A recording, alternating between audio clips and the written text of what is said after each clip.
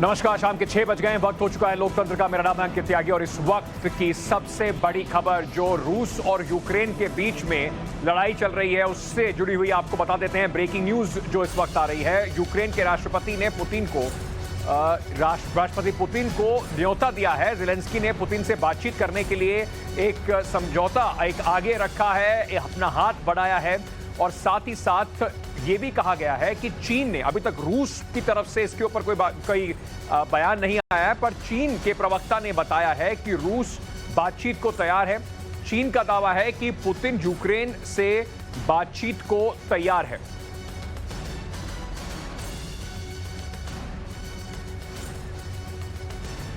तो इस वक्त की आप सबसे बड़ी खबर आपको बता देते हैं कि दूसरा दिन है आज हमले का और उसके बाद अब बातचीत का कहीं ना कहीं क्या कोई रास्ता निकल सकता है। इस वक्त हमारे साथ मारूफ रजा, हमारे कंसल्टिंग एडिटर जुड़ रहे हैं और साथ ही साथ हमारे साथ लेफ्टिनेंट जनरल रिटायर्ड राज कादियान साहब जुड़ रहे हैं, रक्षा विशेषज्ञ हैं। मारूफ, मैं आप दोनों का स्वागत करता हूं। सबसे पहले मारूफ, आपसे पूछना चाहता हूं कितना सिग्निफिकेंट है, क्या ये इससे पहले जो हमने रूस के जो विदेश मंत्री हैं उनकी बात सुनी थी, सरेंडर कीजिए उसके बाद टेबल पर आएंगे, चाइना इसमें बीच में कह रहा है कि रशिया बातचीत करने को तैयार है, एक बड़ा रोल चाइना देख रहा है अपने लिए? देखिए, पिछले कई सालों से चाइना और रूस के रिश्ते नजदीक होते जा रहे हैं और बीजिंग ओलंपिक के समय चाइना ने और रूस ने मिलकर करीब 5000 शब्दों का एक बड़ा जॉइंट स्टेटमेंट दिया है, जिसके अंदर उन्होंने बहुत सी चीजें बताई है। लेकिन मोटी तौर पे ये है कि प्रेसिडेंट शी जिनपिंग और प्रेसिडेंट पुतिन ने ये कहा है कि दोनों के रिश्ते के बीच में कोई ऐसी उटकलें या कोई ऐसी रुकावटें नहीं है जिसके तहत उनके रिश्ते आगे नहीं बढ़ सकते हैं। दूसरी बात यह है कि चाइना ये चाहता है दुनिया के सामने दिखाने की कि रूस का समर्थन वो अभी करेगा। दोनों देश के बीच में लेने देने के बहुत सी चीजें हैं। रूस के पास तेल है, चाइना को तेल की बहुत जरूरत है अपनी इकोनॉमिक स्थिति को बढ़ाने के लिए। रूस को चाइना की मदद की जरूरत है इस समय जब दुनिया के सैंक्शन से रूस की मार्केट को और रोका जा रहा है। रूस के सप्लाई ऑफ ऑयल और एनर्जी बेचने पर रुकावटें डाली जा रही है।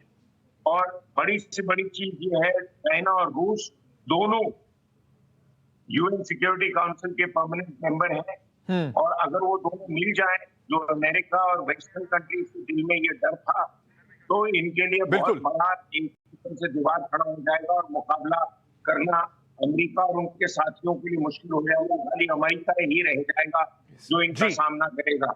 और चाइना ये भी चाहता है कि चाइना एक बड़ी रोल को प्ले करे दुनिया के अंदर। जो बड़ी बड़ी स्थितियां पैदा हो रही हैं उसके अंदर चाइना एक ग्लोबल प्लेयर बनना चाहता है। बिल्कुल, इकोनॉमिकली, मिलिटरीली, डिप्लोमेटिकली, हर तरीके से चाइना नंबर 1 पे जाने की कोशिश कर रहा है, पहुंच भी जाएगा अगले 30 साल में। जी, और हमारा जो पूरा रीजन है उसमें भी एक बड़ा वर्चस्व चाइना का और भी बढ़ेगा। से मारूफ, मैं आपके पास एक सेकंड में आ रहा हूं। जनरल कादियान, मुझे आप 1 मिनट का समय दें। कुछ नए विजुअल्स इस वक्त हमारे पास आए हैं, उनको पहले दर्शकों को दिखा देते हैं और उसके बाद फिर सीधे चलेंगे जनरल कादियान के पास। ये जो आप विजुअल्स इस वक्त देख रहे हैं, ये जो विजुअल्स आ रहे हैं, ये कहा जा रहा है कि यूक्रेन में जो राजधानी है कीव, वहां से विजुअल्स है जहां पे जो आम जनता है और सैनिक जो है वहां पर एक रेजिस्टेंस डिफेंसिव पेरिमीटर बनाने की कोशिश कर रहे हैं। ये पहले ही कहा गया है यूक्रेन के जानकारों के द्वारा, वहां की सरकार के द्वारा कि करीब 18,000 हथियार दिए गए हैं वहां पर पब्लिक को। तो जो आखिरी लाइन ऑफ डिफेंस कही जाए तो कम से कम उसकी तैयारी इस वक्त होती हुई नजर आ रही है। ये जो आप तस्वीर देख रहे हैं ये यूक्रेन की राजधानी से है, जिसमें आप लोग जो हैं, अब ये आपको दिखाते हैं, ये वहां की राजधानी से एक बार फिर से आ रहा है जहां पर आर्मी के जवान अपनी पोजीशंस लेते हुए आपको नजर आ रहे होंगे। ये यूक्रेन की आर्मी के जवान हैं जो यहां पर अपनी पोजीशंस शहर के अंदर पोजीशंस लेते हुए आपको नजर आ रहे हैं। जनरल कादियान, मैं 1 मिनट के लिए आपके पास भी आना चाहता हूं और उसी खबर पे वापस लेके जो हमारे दर्शकों को, कि चाइना ने किस तरीके से एक प्रतिनिधित्व करते हुए कहा है कि रूस के राष्ट्रपति भी बातचीत को तैयार है। क्या इसको एक अपॉर्चुनिटी मिस कहेंगे भारत के लिए? क्या हम भी कुछ इस तरीके का कर सकते थे कि हम कहीं ना कहीं एक लार्जर रोल में आ सकते थे इस पे? देखिए, चाइना और रशिया के रिश्ते आज के दिन घनिष्ठ है, बहुत मिले हुए हैं। खासकर जब से पुतिन विंटर ओलंपिक्स में गए थे, एक पाइपलाइन का भी समझौता करके आए हैं 30 साल का। तो ये जो अभी हो रहा है, भारत भी यही चाहता था। भारत ने सिक्योरिटी काउंसिल में यही कहा था कि वायलेंस बंद हो और डिप्लोमेटिक तरीके से, यानी बातचीत से इसका हल निकाला जाए। वही हो रहा है, तो भारत को खुश होना चाहिए, चाहे इसका श्रेय चीन को जाए या जिसको भी, लेकिन भारत की यही लाइन थी जो हमारी थिंकिंग थी। कारण चीन का कुछ और हो सकता है, हमारे तो अमेरिका, रूस और यूरोपियन यूनियन तीनों से अच्छे रिश्ते थे, हम अच्छा रखना चाहते थे। जी। और हम हर देश की कूटनीति अपने हित में होती है। हमारा हित था कि हम न्यूट्रल रहें, बिल्कुल। तो हमने अपने हित की बात की। अगर वही बात चाइना से आती है तो अच्छी बात है। तो अगर ये इस वक्त कहीं ना कहीं बातचीत का रास्ता अपनाते हैं, हिंसा का रास्ता छूटता है, तो कम से कम पूरी दुनिया के लिए ये एक अच्छा संकेत जरूर होगा। पर ऐसा क्या होने वाला है, पुतिन क्या मान जाएंगे, इस पे मारूफ की हम प्रतिक्रिया लेंगे। पर उससे पहले जिस तरीके से आज दूसरा दिन है, लगातार हम आपको वहां से जो रूस का हमला है उसकी बड़ी तस्वीरें आपको दिखा रहे हैं। यूक्रेन के कई शहर निशाने पर हैं, कब्जा करने की कोशिश पूरी तरीके से जारी है। सबसे पहले आपको यह रिपोर्ट दिखाते हैं यूक्रेन के शहर शहर से जो हमने तस्वीरें निकाली हैं।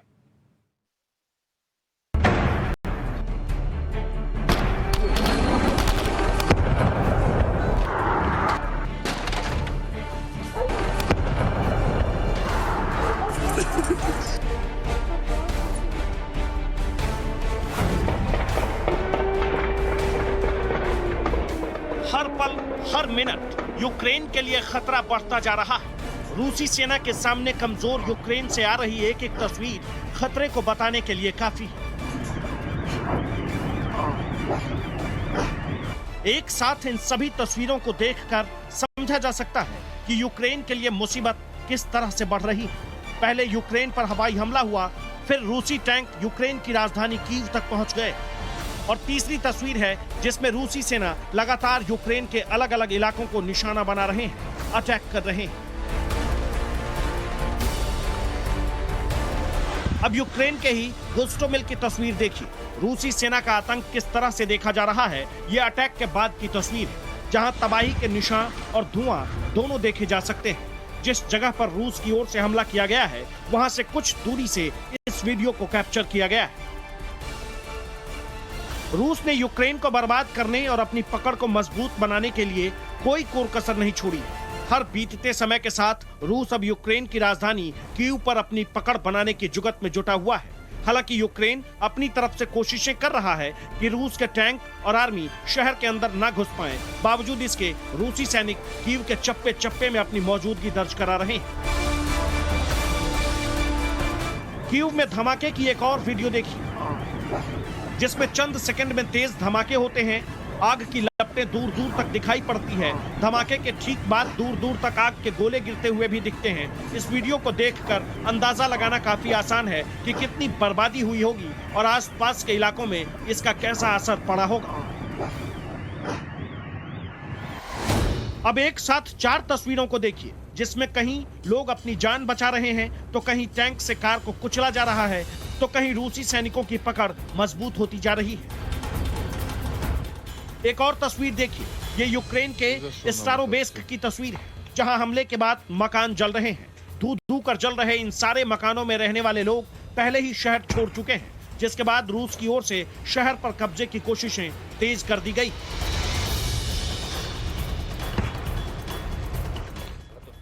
इधर यूक्रेन के राष्ट्रपति ने अपने लोगों से राजधानी कीव को बचाने के लिए हथियार उठाने की अपील की है। उन्हें हथियार मुहैया कराया जा रहा है ताकि वो कीव की आजादी को बरकरार रखने में सरकार की मदद कर सके। छोटे बच्चों को कीव से बाहर भेजा जा रहा है, जबकि 18 से 60 साल के लोगों को कह दिया गया है कि वो अभी कीव नहीं छोड़ सकते हैं। दूसरी तरफ रूसी सैनिकों को रोकने के लिए यूक्रेन ने कई पुल को भी ध्वस्त कर दिए हैं ताकि उन्हें रोका जा सके, वो कीव की तरफ न बढ़ पाए। अब जरा इन तस्वीरों को भी देखिए, युद्ध से कैसे हालात बनते जा रहे हैं। लोग कहीं रो रहे हैं, कहीं बिलख रहे हैं, कहीं सड़कों पर दर्द के आंसू बह रहे हैं, तो कहीं लोग किसी तरह से अपनी जान बचाने की कोशिशों में जुटे हैं। यूक्रेन खुद को बचाने में और रूस यूक्रेन को बर्बाद करने के लिए जिस तरह की कोशिशें कर रहा है, उसे देखकर यह साफ है कि यह युद्ध तुरंत तो खत्म नहीं हो रहा और अभी तक जिस तरह से यूक्रेन के खिलाफ रूसी सैनिक अटैकिंग मोड में दिख रहे हैं, वो दिन दूर नहीं जब कीव पूरी तरह से यूक्रेन के कब्जे में होगा। ब्यूरो रिपोर्ट, टाइम्स नाउ नव भारत। एक ब्रेकिंग न्यूज इस वक्त आ रही है। जो गोस्मटोल एयरफील्ड है उस पे रूसी सेना पहुंच चुकी है और वहां पर रूस की सेना का इस एयरफील्ड पर पूरा कब्जा हो चुका है। ऐसा रूस के रक्षा मंत्रालय का जो बयान आया है, उन्होंने अभी बयान देके कहा है कि इस पूरे एयरफील्ड पर ऑपरेशन जो है वो अब हम कर रहे हैं। हमारे लैंडिंग ऑपरेशन शुरू हो गए हैं और उन्हें कामयाबी मिली है इस पूरे एयरफील्ड को अपने कब्जे में लेने के लिए। मारूफ, अब ये पूरा खेल जो है वो बैटल ऑफ कीव में बदलता जा रहा है। मतलब सेकेंड वर्ल्ड वॉर के बाद शायद कभी किसी ने सोचा नहीं होगा कि यूरोप में एक कैपिटल की घेराबंदी इस तरीके से हो रही होगी और वहां पर इस तरीके के हमले हो रहे होंगे। आपको क्या इस वक्त यूक्रेन के पास वो मादा है कि वो कीव को बचाने के लिए एक पुरजोर डिफेंस लगा पाए?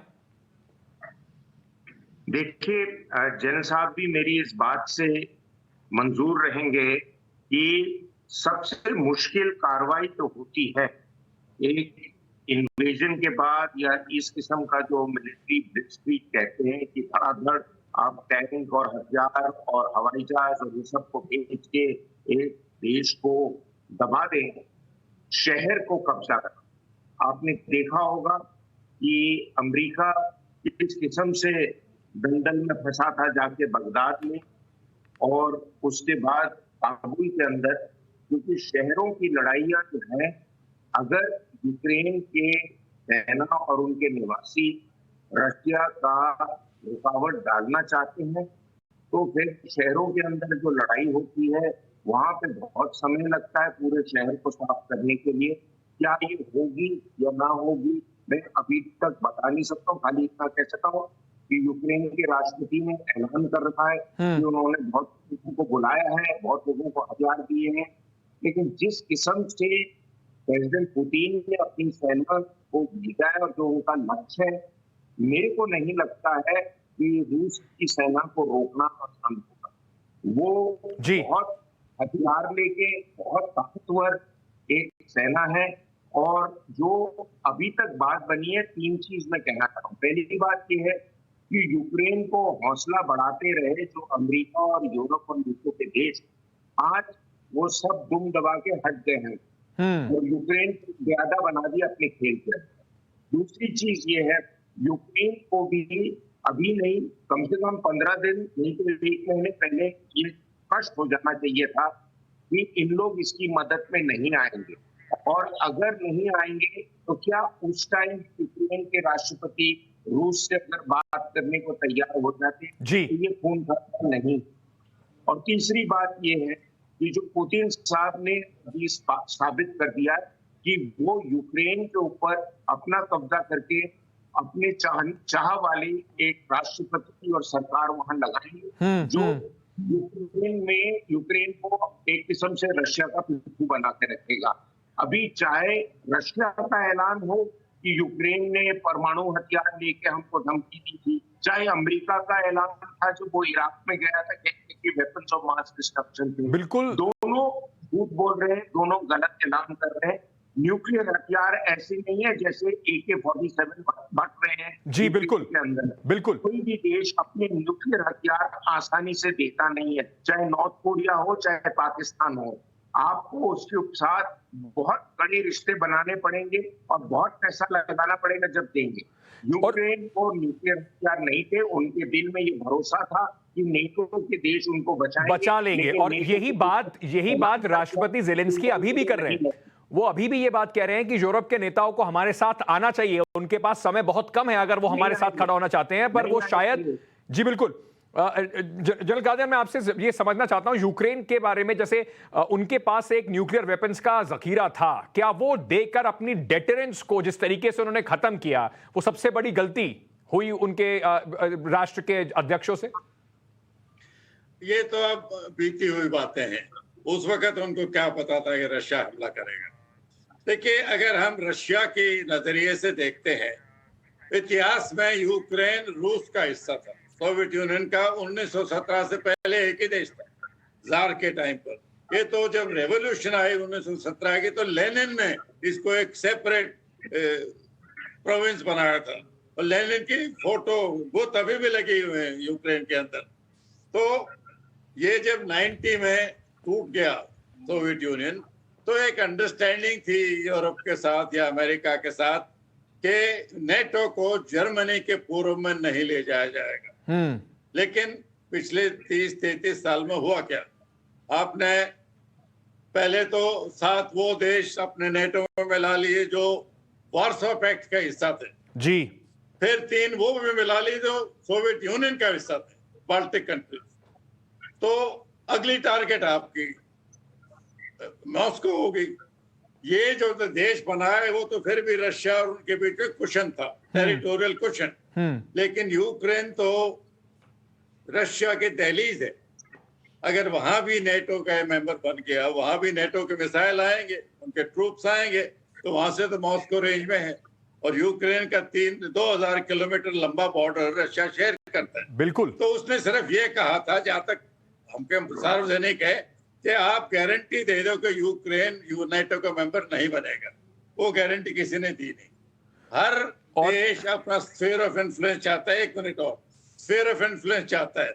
अमेरिका ने क्या किया था 1962 में? क्यूबा इंडिपेंडेंट कंट्री था।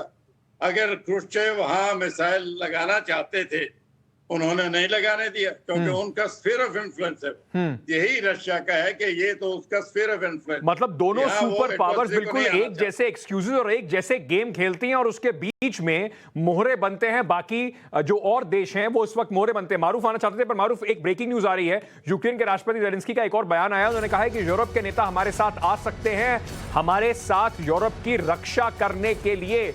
एक डेस्परेट अपील जिसको कहा जा सकता है, क्योंकि उनको भी समझ में आ रहा है कि अगर अब नहीं उनको समर्थन देने के लिए आए तो शायद यूक्रेन के लिए समय बहुत ज्यादा बचा नहीं है। सुबह से वो कई बार बयान दे चुके हैं। अब उनका जो नया बयान आया उसमें कहा है कि आप हमारे साथ यूरोप की रक्षा करने के लिए आ सकते हैं। मारूफ, जैसे पहले आपको बता रहे थे कि किस तरीके से एक जो देश हैं, जो ये यूरोप की कंट्रीज हैं, अमेरिका हैं, वो कैसे यूक्रेन को बिल्कुल मझधार में छोड़ के गायब हुए। उनको पहले एक जैसे कहते हैं ना, गार्डन पाथ पे लेके गए कि हम आपके साथ हैं, और जब रशिया ने अपना हमला तेज किया तो सब नदारद नजर आए। ये पैकेज पहले आप देखिए, स्टोरी आपको दिखाते हैं किस किस तरीके से देशों ने उनको क्या क्या आश्वासन दिए और आज वो कहां खड़े हुए हैं। फिर मारूफ के बाद चलेंगे।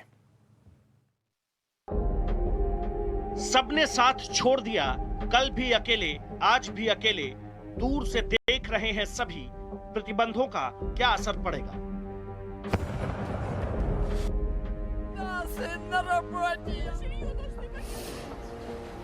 कुछ इसी तरह शक्तिशाली रूस के सामने यूक्रेन अकेला पड़ गया है, बेबस खड़ा है, आने वाली तबाही को अकेले झेलने के लिए खड़ा है।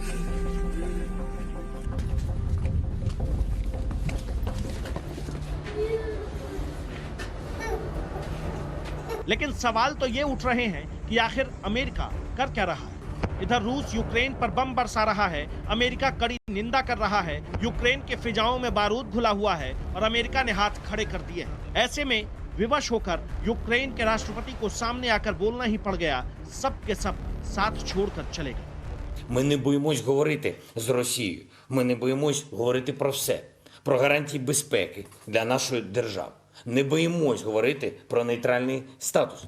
Ми ж зараз не в НАТО. Але які при цьому у нас будуть гарантії? І найголовніше, які конкретно країни нам їх дадуть? यहाँ भी जेलेंस्की का इशारा सीधे सीधे अमेरिका की ओर है। दरअसल इस युद्ध के शुरू होने से पहले जो हालात पैदा हो रहे थे, उससे यही लग रहा था कि रूस के खिलाफ इस लड़ाई में अमेरिका और नाटो यूक्रेन के साथ कदम से कदम मिलाकर खड़े हैं। लेकिन जैसे ही रूस ने सीधा हमला किया, उससे यह साफ हो गया कि जेलेंस्की अभी तक मुगालते में थे। अमेरिका ने भी साफ कह दिया है कि वो अपनी सेना को रूस के खिलाफ यूक्रेन में नहीं उतारेगा। ऐसे में अकेले पड़े यूक्रेन के पास इस जंग को अकेले लड़ने के अलावा कोई चारा नहीं बचा।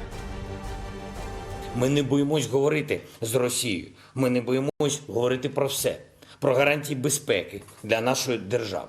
Не боїмось говорити про нейтральний статус. Ми ж зараз не в НАТО. Але які при цьому у нас будуть гарантії. І найголовніше, які конкретно країни нам їх дадуть. ये वही अमेरिका है, वही नाटो देश हैं जिन पर यूक्रेन को युद्ध की आग में झोंकने का आरोप है। अमेरिका हो, ब्रिटेन हो या फ्रांस, युद्ध से पहले इन्होंने यूक्रेन को मदद का ऐलान किया, लेकिन जब पुतिन ने युद्ध छेड़ दी तो इन्होंने वो मदद नहीं की जिसकी असल में यूक्रेन को जरूरत है। मदद के नाम पर यूक्रेन को सिर्फ हथियार दिए गए, सैनिक नहीं, जिसकी यूक्रेन को सबसे ज्यादा जरूरत है। रूस की 29 लाख सैनिकों की विशालकाय सेना के सामने यूक्रेन के पास सिर्फ 11 लाख फौजी हैं। हम सबको तो ये पहले से पता था, यूक्रेन को एक किस्म से प्यादा बना के अमेरिका, नेटो और यूरोप ने आगे खड़ा कर दिया। अमेरिका कभी किसी के हित में नहीं आना चाहता है जब तक अमेरिका का खुद का फायदा नहीं हो। अमेरिका के धोखे के बाद अब यूक्रेन इस जंग को अकेले लड़ने पर मजबूर है। इस जंग से पहले अमेरिका समेत नाटो में शामिल मुल्कों ने बड़ी बड़ी बातें कही थी, लेकिन जब करने का मौका आया तो सब के सब सिर्फ मूक दर्शक बने हुए हैं और इधर एक पूरा मुल्क कब्जे की कगार पर खड़ा है। ब्यूरो रिपोर्ट, टाइम्स नाउ नव भारत। राष्ट्रपति बाइडेन ने जब अफगानिस्तान से वापसी की थी तब भी उनकी बड़ी आलोचना हुई थी कि किस तरीके से एकदम मझधार में छोड़ के चले गए। इस युद्ध से पहले और बाद में यूक्रेन के राष्ट्रपति के समर्थन में उन्होंने क्या क्या बातें कही, और जब शुरुआत हुई असल युद्ध की तो उनके सुर कैसे बदले, आपको पहले यह सुनवाते हैं।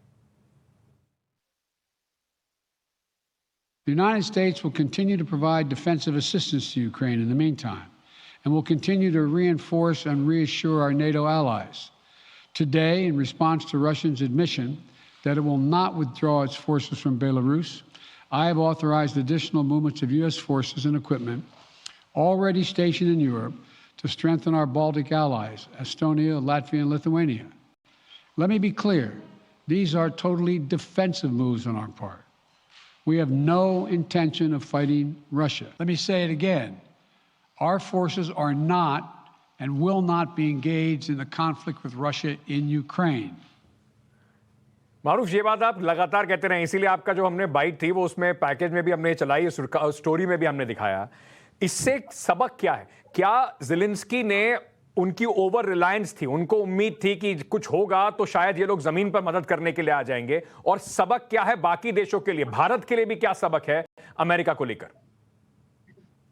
देखिए, मैं कई बार ये बोल चुका हूं दूसरे प्रोग्राम में, और मैंने लिखा भी इसके बारे में कि अगर आपको पीस चाहिए या आपको शांति चाहिए तो आपको लड़ाई के कारणों को समझना बहुत जरूरी है, और उससे ज्यादा ये समझना है कि किसमें लड़ने की हिम्मत है।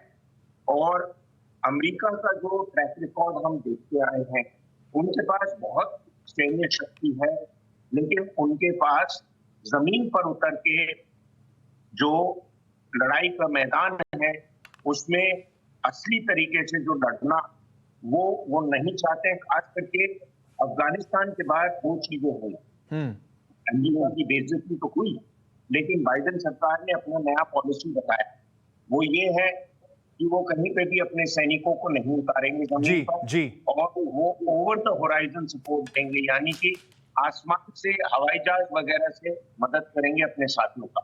और दूसरी बात अब ये हुई है कि बाइडेन सरकार की इतनी निंदा हुई है जिस किस्म से उन्होंने अफगानिस्तान का विड्रॉल संभाला है, जिससे अमेरिका की बेइज्जती हुई है, तो उन्होंने सोचा था कि ये यूक्रेन का मसला पुतिन साहब के साथ आंख से आंख मिलाने के बाद वो यूक्रेन के मसले में वो निकलेंगे एक किस्म से विजेता।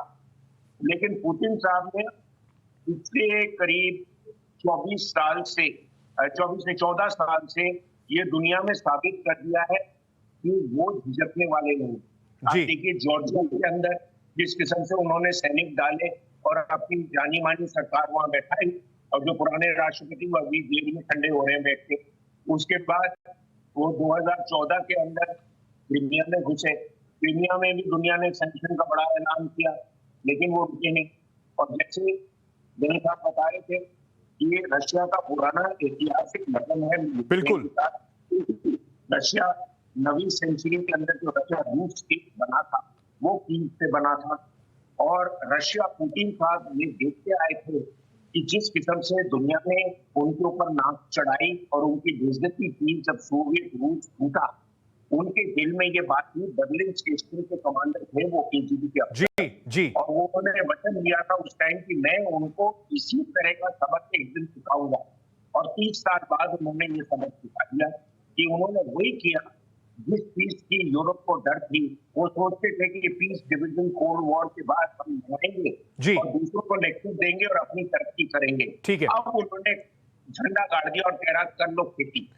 ये जो जनरल गार्डियन सीधी खड़ी होती है उसके अंदर, कहता अब क्या करोगे। बिल्कुल, और ये सीधे आंखों में आंखें डालकर इस तरीके की जो डेयर है वो पुतिन देते रहे, मत उन्होंने कभी पीछे नहीं हटे, देखते रहे कि रिएक्शन क्या होगा। जब उन्हें दिखा कि सीधे सिर्फ इकोनॉमिक सैंक्शन से ऊपर बढ़ने की कुवत नहीं है, ना तो नेटो की। चलिए, इस वक्त एक बड़ी ब्रेकिंग न्यूज आ रही है, मैं सबसे पहले उसको दे लेता हूं। रूस की तरफ से आधिकारिक बयान आया है, यूक्रेन से बातचीत को तैयार नहीं, जान बचाने के लिए ज़ेलेंस्की ऐसा कह रहे हैं।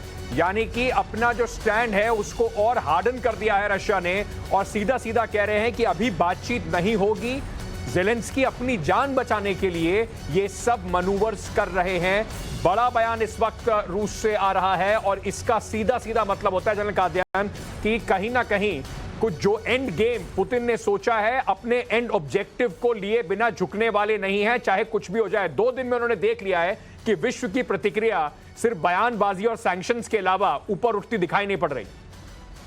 देखिए, इंफॉर्मेशन वारफेयर तो लड़ाई का हिस्सा है, दोनों तरफ के मैसेज आते रहेंगे। ज़ेलेंस्की ने खुद बयान दिया था, शायद आज सवेरे वो कहीं हमने देखा था, कि रशिया के लिए मैं पर्सनली नंबर 1 टारगेट हूं, मेरा परिवार नंबर 2 टारगेट है। तो उनको अपनी जान का खतरा है, तो सब जानते हैं।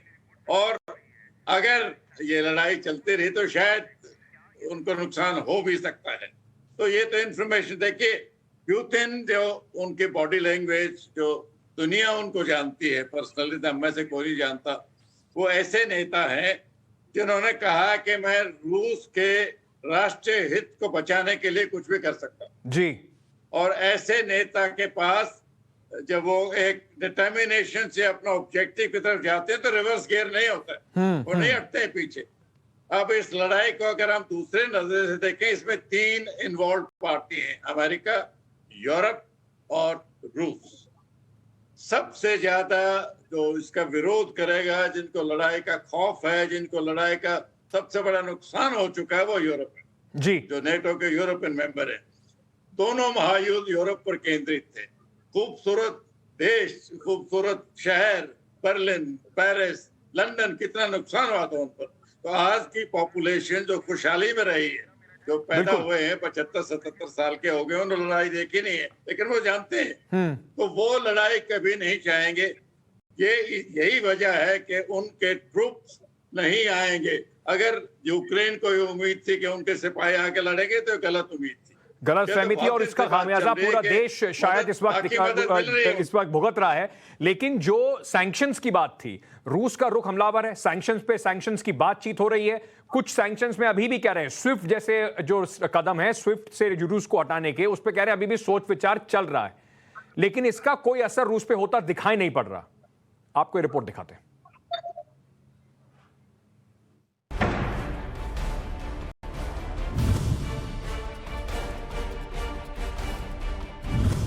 अमेरिका ने रूस पर प्रतिबंध लगाए। ब्रिटेन ने भी रूस के खिलाफ कड़े कदम उठाए। जापान ने भी रूस पर सैंक्शन लगाए। अमेरिका ने भी रूस के खिलाफ कदम उठाए। And will not be engaged in the conflict with Russia in Ukraine. ये सवाल इसलिए भी उठने लाजमी है क्योंकि दुनिया भर के बड़े देश रूस पर कड़े प्रतिबंध लगाने का दम भर रहे हैं। लेकिन क्या इन प्रतिबंधों से यूक्रेन पर रूस की चढ़ाई रुक गई है? क्या इन सैंक्शंस से रूस ने यूक्रेन पर हमले रोक दिए हैं? तो जवाब है नहीं, और इसीलिए यूक्रेन के राष्ट्रपति ने भी यही सवाल उठाया। Не в НАТО, але які при цьому у нас будуть гарантії? І найголовніше, які конкретно країни нам їх дадуть? रूस पर अभी तक America, Germany, Britain, European union, Japan, Ukraine, Canada और ऑस्ट्रेलिया ने प्रतिबंध लगाया है। अब आपको एक एक करके सिलसिलेवार तरीके से समझाते हैं कि रूस पर इन देशों ने क्या प्रतिबंध लगाए हैं और इन प्रतिबंधों का असर क्या पड़ने वाला है। अमेरिका ने रूस के 2 सरकारी बैंकों को यूएस यूरोप में कारोबार से रोका। असर रिटेल ऑपरेशन से लेना देना नहीं है, इसलिए ज्यादा प्रभाव नहीं पड़ेगा। जर्मनी 11.6 अरब डॉलर की नॉर्ड स्ट्रीम 2 गैस परियोजना रोक दी है। असर रोक अस्थायी है, हालात सुधरते ही फिर बहाल हो सकती है। ब्रिटेन 5 रूसी बैंकों और 3 रूसी अरबपतियों पर पाबंदियां लगाई। असर बहुत सीमित दायरे में प्रभाव। जापान रूसी बॉन्ड पर रोक के साथ कुछ लोगों की देश में एंट्री बैन की। असर बहुत सीमित दायरे में प्रभाव। यूरोपियन यूनियन यूक्रेन के 2 क्षेत्रों को स्वतंत्र देश बनाने के पक्ष में वोट करने वाले 351 राजनेताओं व रक्षा और बैंकिंग सेक्टर के 27 रूसी अफसरों पर प्रतिबंध लगाया। असर कोई व्यापक असर नहीं। यूक्रेन रूस के 351 नेताओं की एंट्री पर रोक लगाई। असर कोई व्यापक असर नहीं। ऑस्ट्रेलिया रूसी सुरक्षा परिषद के 8 सदस्यों की देश में एंट्री पर रोक। असर का दायरा बहुत छोटा है। यानी साफ है कि रूस पर जो प्रतिबंध लगाए गए हैं वो या तो बहुत असरदार नहीं है या फिर लॉन्ग टर्म में रूस को दिक्कत हो सकती है। लेकिन एक भी सैंक्शन ऐसा नहीं है जिससे पुतिन की इस बारूदी सनक पर विराम लग सके, यूक्रेन में हो रही तबाही थम सके। यहाँ एक और पहलू है, जिस तरह से रूस यूक्रेन पर हमले को तेज करता जा रहा है उससे ये भी लगता है कि कहीं न कहीं इन प्रतिबंधों से निपटने के लिए रूस तैयार है। अब ये कैसे हो सकता है वो समझिए।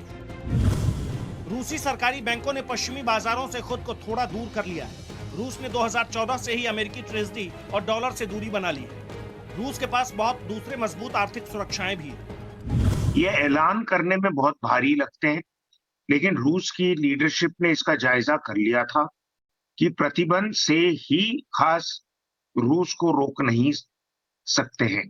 सैन्य शक्ति के अलावा रूस के पास जो तेल और गैस की शक्ति है, जिससे वो 40% तेल और गैस यूरोप को देता है, अगर वो पाइपलाइन रोक दे तो रात ही रात यूरोप अपनी गैस और पाइप की रिक्वायरमेंट पूरी नहीं कर सकता। उनको कई हफ्ते लग जाएंगे।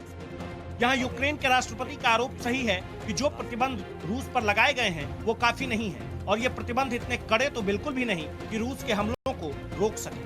Bureau report, Times Now Navbharat. Maroof, ये प्रतिबंधों के बारे में जैसे आपने बात कही, लेकिन मैं आपसे समझना चाहता हूं कि पुतिन का एंड गेम क्या है। ऑब्जेक्टिव सिर्फ अगर इतना ही है कि वहां पर सरकार को बदल दिया जाए, क्योंकि बार बार जैसे आपने कहा 14 सालों में वो कई बार इस तरीके की चीजें कर चुके हैं, तो यूक्रेन आखिरी उनका इस तरह का ऑपरेशन तो होने वाला नहीं है। देखिए, ऐसा है कि जो मिलिट्री ऑपरेशन अभी कर रहे हैं वो मेरे ख्याल से कुछ समय के लिए तो यूक्रेन के ऊपर ही होगा। तो वो एक तो अपनी टेरिटरी कैप्चर के ईस्ट में वो तो एक स्टेपिंग स्टोन था। अब वो यूक्रेन को डीमिलिटराइज करना वो नहीं कर पाएंगे, क्योंकि बाकी के जो देश हैं जिनके ऊपर पुतिन साहब की नजर है वो ऐसे देश हैं पर नेटो की भाव भी फैलाई गई है, और इसलिए वो नेटो के साथ लड़ाई झगड़ा नहीं करना चाहते, क्योंकि फिर जैसे साहब ने भी बताया था कि लड़ाई पूरी यूरोप में फैल जाएगी और विश्व युद्ध हो सकता है। दूसरी चीज ये है कि जो इकोनॉमिक सैंक्शंस की बार बार ये डंका बजाते आए हैं, देखिए जो कुछ इनको करना था अब तो कर ही देना चाहिए। अब 48 घंटे में आपके अंदर क्या हिज्जत रह गई है, और अगर वो करेंगे तो पुतिन के साथ भी खास तरीके हैं जिसके तहत वो। मारूफ, एक सेकंड के लिए आपको रोक रहा हूं। इस वक्त एक ब्रेकिंग न्यूज आ रही है चैनल पे सीधे, और ये रशियन आर्मी का बड़ा दावा इस वक्त हम आपको दिखा रहे हैं। पश्चिम की तरफ से कीव जाने वाले रास्ते को बंद कर दिया है रूस की आर्मी ने। उन्होंने पश्चिम के जो इलाके हैं वहां पे कब्जा जमा लिया है। रूस की सेना का बड़ा बयान आया है कि वो कीव के पश्चिम वाला जो रास्ता है उसको बंद कर चुके हैं और पूरी तरीके से अपने कंट्रोल में उसको ले चुके हैं।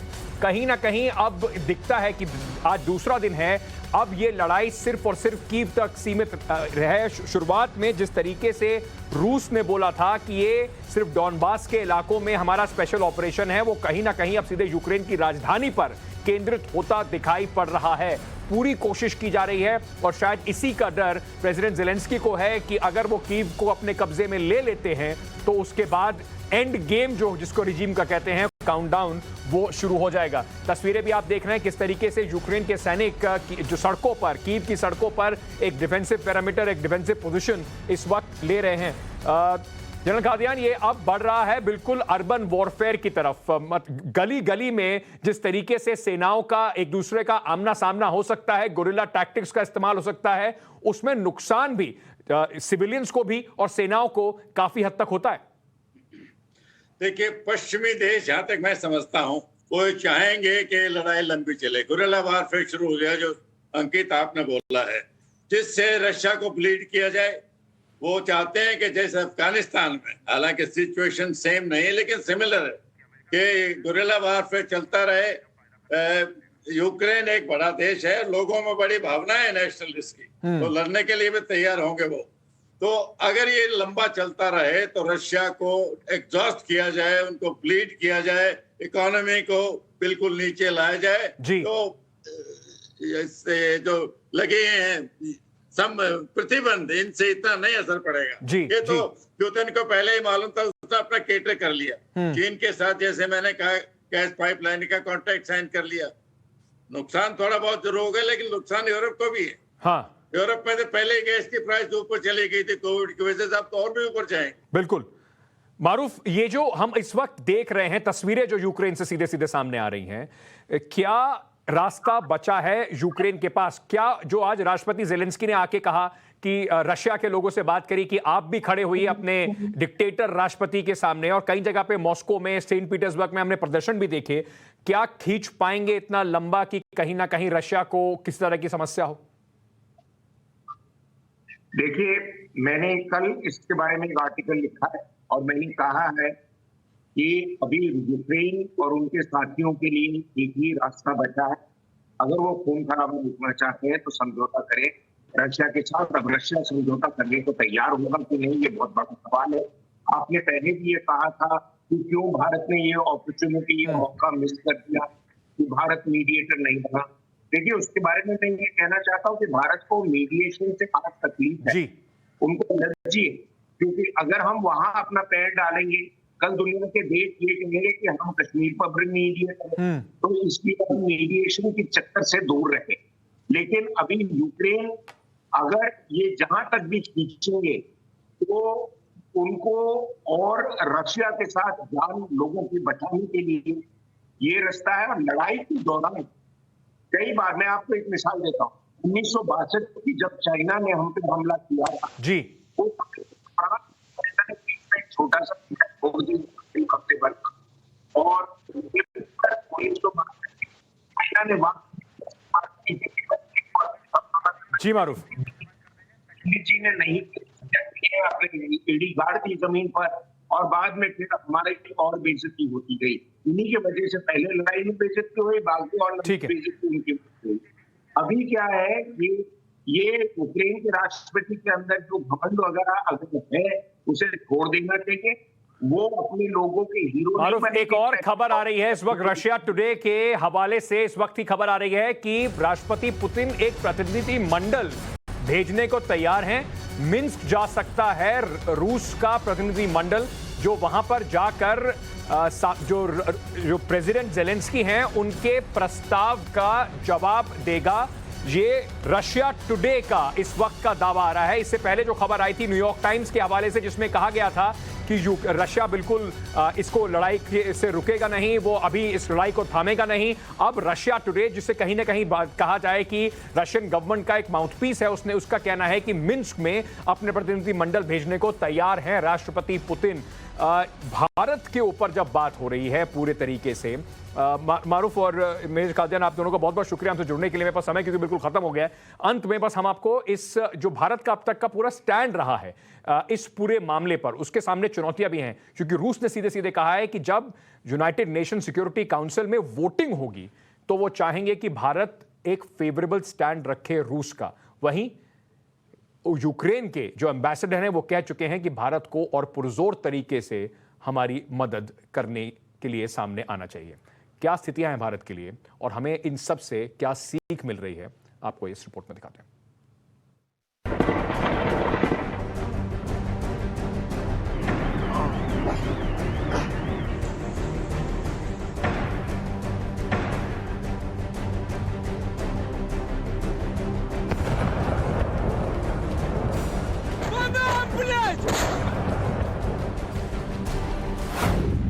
यूक्रेन और रूस के बीच में चल रही जंग में भारत क्या कर रहा है? यूक्रेन पर रूस के प्रहार पर भारत का रुख क्या है? लेकिन सबसे बड़ा सवाल है कि इस युद्ध के बाद पैदा हुए हालात से भारत को क्या सबक लेना चाहिए?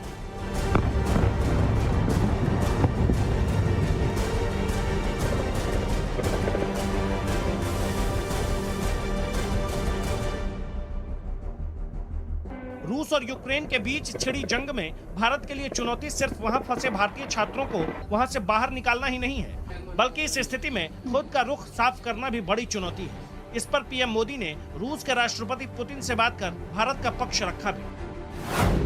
पीएम मोदी ने पुतिन से बातचीत में साफ कहा है कि युद्ध को तुरंत रोकना चाहिए और इस मसले का हल बातचीत से ही निकालना चाहिए। अब रूस बातचीत के टेबल पर कब आता है ये तो वक्त ही बता देगा, लेकिन यूक्रेन और रूस के बीच शुरू हुई इस जंग में अकेले खड़े यूक्रेन ने एक बात तो साफ कर दी है।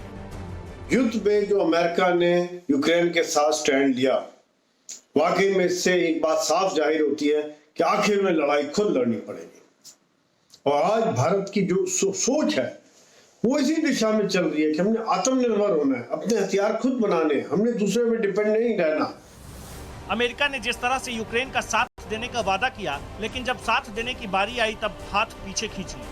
अब भारत के लिए यहाँ से सीख ये है कि अमेरिका सिर्फ अपने फायदे तक ही किसी का साथ देता है, वरना निकल लेता है। मसलन चीन के खिलाफ भी अमेरिका भारत का साथ देने का दम भरता है, लेकिन यूक्रेन और रूस की इस जंग में जो हालात पैदा हुए उससे यही साफ हो रहा है कि अमेरिका पर आंख मूंद कर विश्वास करना मुनासिब नहीं है। अमेरिका कभी किसी के हित में नहीं आना चाहता है जब तक अमेरिका का खुद का फायदा नहीं हो। वो भारत के साथ तो अभी तक उसने चाइना की एक बार भी पब्लिकली निंदा नहीं की है, जिस किस्म से चाइना लद्दाख और एलएसी में बढ़ाया है। तो जब निंदा ही करने से झिझक रहा है तो क्या भारत का मदद करेगा? अमेरिका का इतिहास बताता है कि वो शुद्ध मुनाफे के लिए काम करता है। ऐसे में भारत को अपनी कूटनीति अब इसी आधार पर बनानी चाहिए। ब्यूरो रिपोर्ट, टाइम्स नाउ नव भारत।